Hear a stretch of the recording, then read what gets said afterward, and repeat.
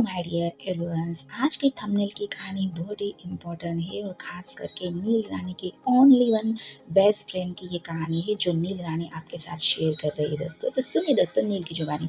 जय श्री राधा कृष्ण रानी, जय आदिवासी, जय जोहार, जय भीम, जय मास्टर जी शुरा। Welcome to my new channel blog पर आप सभी भाई बहन माता पिता दोस्तों का देश वासियों का स्वागत है। आई होप सभी परिवार स्वस्थ और मस्ती होंगे। नील अपना नशबे एकदम फर्स्ट क्लास है। आज की कहानी बहुत ही इंटरेस्टिंग और इम्पोर्टेंट है और हर एक लड़का और लड़के की लाइफ में ये सबक सीखने की कहानी है जो मेरे सबसे क्लोज बेस्ट फ्रेंड ने ये कहानी लिखी है। बट ये कहानी में आपके साथ नील रानी शेयर कर रही है दोस्तों। हकीकत में हमारे हर एक इंसान की ज़िंदगी में ऐसा एक दिन, ऐसा एक पल आता है जो कोई किसी की वैल्यूबल नहीं करता है, बल्कि अपनी ईगो एटीट्यूड की वजह से अपनी ज़िंदगी का जो मेन इम्पोर्टेंट इंसान होता है वो हमेशा हमेशा के लिए अपने हाथों से गंवा देता है दोस्तों। बट ऐसे भी इंसान होते हैं जो बिना किसी मतलब के शर्त के, स्वार्थ के, लालच के, ज़रूरत से अपना रिश्ता ईमानदारी से बिना बात किए भी वो निभाते रहते हैं, पूरी शिद्दत से, इज्जत से उसको फर्स्ट प्रायोरिटी रखते हैं। ऐसे ही शख्स मेरे नील रानी की ज़िंदगी में एक only own best and close और लास्ट में भी वही होगा इंसान। तो सुनिए दोस्तों नील की जुबानी। आज की कहानी का विषय है दोस्तों और आज की कहानी का टाइटल है पाने से कहीं ज़्यादा ही मुश्किल होता है उसे पूरी इज्जत से संभाल कर रखना, चाहे बात हो या ना हो, चाहे डिमांड हो या ना हो, बट इंसानियत हमेशा बची होनी चाहिए उस इंसान के लिए। And thank you very very much my dear best friend कि आपने अपनी ज़िंदगी में 2022 से लेके 2025 तक हमेशा first priority the. And first gift यही है कि आपने अपनी ज़िंदगी में आपकी फैमिली मेम्बर्स में सिर्फ और सिर्फ ओनली वन क्वीन नील को हमेशा डिमांड दिया है।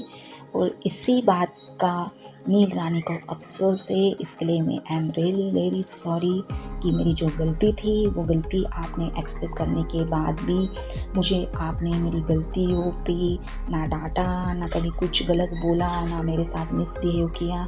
हमेशा आपने मुझे बिना बात किए भी हमेशा अपनी गलतियों पे समझाने की कोशिश की और आज भी मेरी जो गलती हुई थी उस गलती के लिए आपने मुझे समझाया। इसलिए thank you very very much कि आप जैसे दोस्त हर एक इंसान की ज़िंदगी में रहे तो रिश्ते कभी भी मिसबिहेव करके कभी भी ख़त्म नहीं होते हैं, लेकिन उस इंसान की, उस रक्षा की, उस रिश्ते की कदर क्या होती है वो सिर्फ वही इंसान समझ सकता है जिसकी ज़िंदगी में सिर्फ और सिर्फ एक ही इंसान का इम्पोर्टेंट होता है। तो थैंक यू सो मच यश, आपने हमेशा मुझे इम्पोर्टेंट दिया। बट मुझसे जो गलती हुई उसके लिए मैं I am really very sorry, आपसे मैं माफ़ी मांगती हूँ और आपने मुझे माफ़ भी कर दिया है। बट तब भी मैं आपके साथ जितना हो सके उतना मैं आपका जितना भी इम्पोर्टेंट टॉपिक है वो हमेशा मैं दोहराती रहूँगी और हमेशा एक ही बात कहूँगी कि ये जो लॉयर लड़की होती है ना, इनकी प्रॉब्लम क्या होती है पता है दोस्तों?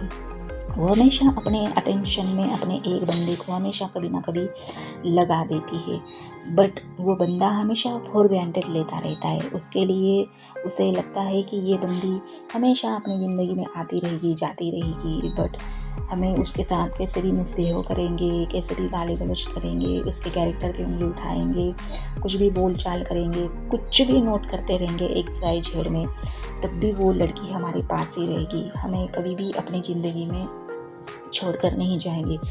सबसे बड़ी गलती लड़के हमेशा अपनी ज़िंदगी में यही कर देते हैं दोस्तों कि जो इंसान आपका अच्छा सोचता होगा उस इंसान के बारे में आप हमेशा नेगेटिव इफ़ेक्ट डाल के अपनी ज़िंदगी में जो इंसान होता है उसको हमेशा के लिए आप ड्रॉप कर देते हैं।